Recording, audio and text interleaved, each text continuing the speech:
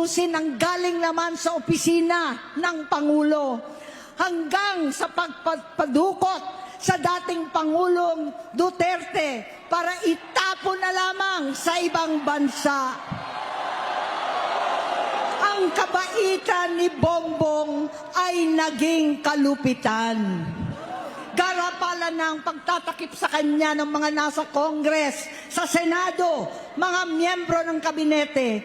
Kitang-kita na ng taong bayan, wala nang puwang ang kahihiyan.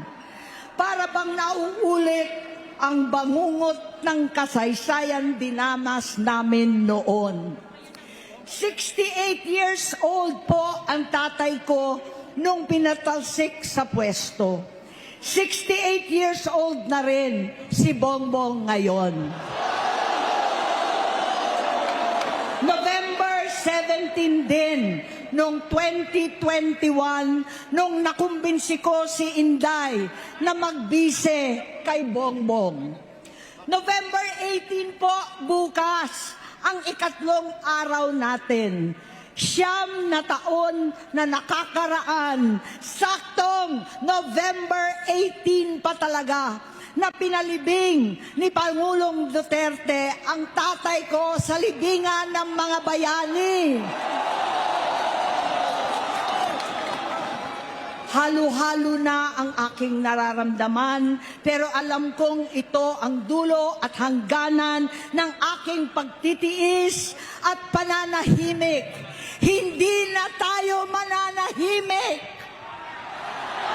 Dahil nalaman kong pati ang mga anak niya ay nagdodroga na.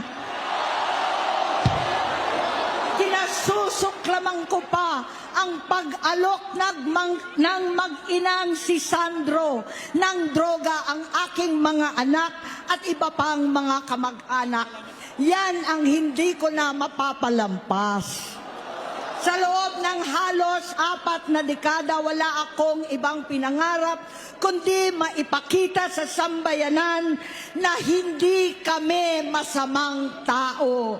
Hindi masama ang pamilya Marcos. Gusto kong ibangon ang dangal ng aking ama. Sa pamamagitan na nagpagtatrabaho para sa bayan, sinikap kong maging mabuting gobernador, kinatawan, senador. Hindi ako halos nagpapahinga para makapag-iwan sana ng legasiya na kapag sinabing Marcos, nabawi na namin ang tingin sa nakaraan. Ngunit sa kagustuhan kong maging responsableng anak, matupad ang pangako ko sa aking ama, nabigo akong maging mabuting kapatid. Naging mahina ako kay Bongbong. Sa kapulisan at sundalo, sa lahat ng mga leader at tagapagpatupad ng batas, siya ang Pangulo natin ngayon. Sinabi ko kung anong kalagayan niya ngayon. Tulungan niyo akong mapabuti ang kanyang kalagayan. Tulungan niyo akong matulungan siya. Hindi niya ako kalaban. Ang kalaban niya ay ang sarili niya. At nadadamay ang bansa sa laban na yan. Bilang senador at lingkod bayan, batid ko ang mga problema at gaya ng bayan, alam ko rin ano ang solusyon. Sa pagkakawatak-watak, patuloy na pamumulitika, pagnanasa sa kapangyarihan ng mga talunan naman, kaguluhan sa Mindanao, alanganing gyera sa China at Estados Unidos, kawalang pananagutan sa flood control scam, garapalan, takipan, panggigipit sa hindi kaalyado, pagkakanulo sa kapwa Pilipino, pagdakip sa dating Pangulong matanda't may sakit upang ihagis lamang sa bansang dayuhan, pagsadsad ng piso, paglaganap ng gutom, paghihingalo ng ekonomiya, at pagsasawalang bahala sa taong bayan. Ang delubyo at kalamidad na nagdudulot ng parusa, ang korupsyon na nauwi sa kawalan ng tiwala at hustisya sa Pilipinas.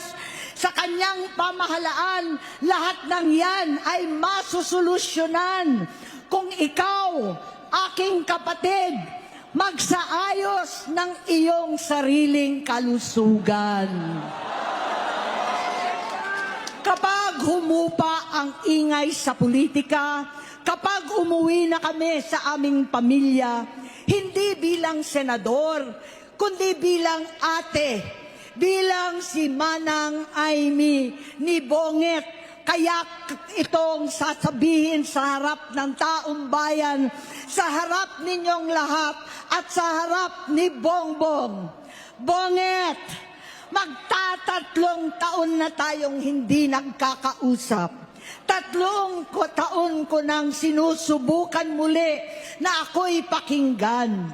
Siguro ngayon ay makakariting ng buo ang gusto kong sabihin. Walang mababawasan, hindi madadagdagan. Bongbong, nag-aalala sa'yo si Manang. Tuwing nakikita kita sa TV, gusto kitang puntahan. Napakalaki ng pinagbago mo. Itsura, pagsasalita, takbo ng pag-isip. Minsan, napapatanong ako sa sarili ko, ikaw pa ba yan? Si Bongbong ba talaga yung nakikita ko? Pero ako, ading ko, ako pa rin ito.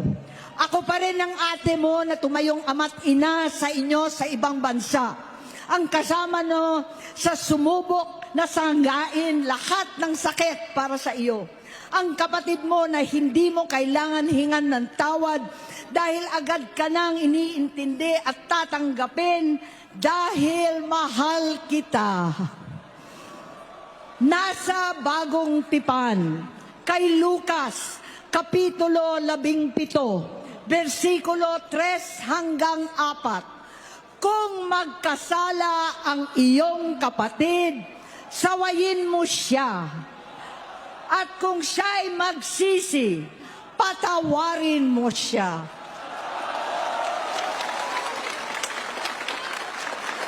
Tama na, ading ko. Tapusin mo na ang paghihirap mo at ng bayan. Gaya noong umalis tayo sa palasyo, kaya ko pa rin hawakan ang iyong kamay, huwag kang matakot. Malaki na ang dulot sa iyo ng droga. Sinisisi ko ang sarili ko dahil hindi ako nakinig sa mga sumbong. Hindi ako nakialam. Hindi ako maniwala. Pero hindi pa huli ang lahat. Tama na, ading ko. Magpahinga na tayo. Umuwi na tayo. Magpagamot, magpagaling at nangangako ako. Hindi ako malilingat, hindi ako magkukulang. Lahat ng kasama mo ngayon, hindi natin kasama sa pinakamadilim na bahagi ng buhay natin. Kasama mo sila ngayon dahil nasa taas ka pa. Ako at ang ating mga tunay na kapatid dito sa Luneta ang kasama mo kahit magdilim ulit ang lahat. Talikuran mo ang iniisip at ibinubulong nilang ambisyon. Unahin na natin ang kalusugan mo dahil sa adiksyon nabigyan mo ng malubhang karamdaman ang buong bansang Pilipino. Matatanda na tayo, sakitan na si Mami, alagaan na lang natin ang isa't isa. Kaliwat kanan man ang panghuhusga sa akin, malinaw sa aking puso na dapat mauna ang Diyos, ang bayan, pamilya at sarili. Hanggang sa mga oras na ito, Bonget, gusto kong malaman mo na hindi kita sinusukuan. Hindi ko kakayanin kung mapapahamak ka. Kaya hinihingi ko na tayo'y umuwi na, mamahinga alang sa iyong kalusugan. kaya kong mabigo at mawala sa iyo ang posisyon, pero hindi ko kayang mawala ka sa amin. Ayusin mo ang sarili mo. Magpagamot, alisin ang droga sa iyong sistema. Wala akong ibang gusto kundi gumaling ka, malampasan natin ito muli. Dahil wala akong ibang hinahangad bilang ate, kundi maging masaya ka, maging ligtas sa panganib, malusog, matagumpay sa buhay. Itama ang mali, labanan ang adiksyon, at ako hindi kailanman aalis sa iyong tabi. Susuporta at hindi titigil manalangin kasama ninyo dito sa Luneta at sa buong mundo. Dahil iyon naman ang tungkulin at ibig sabihin ng salitang kapatid, kapatid, mabuhay kayong magkakapatid.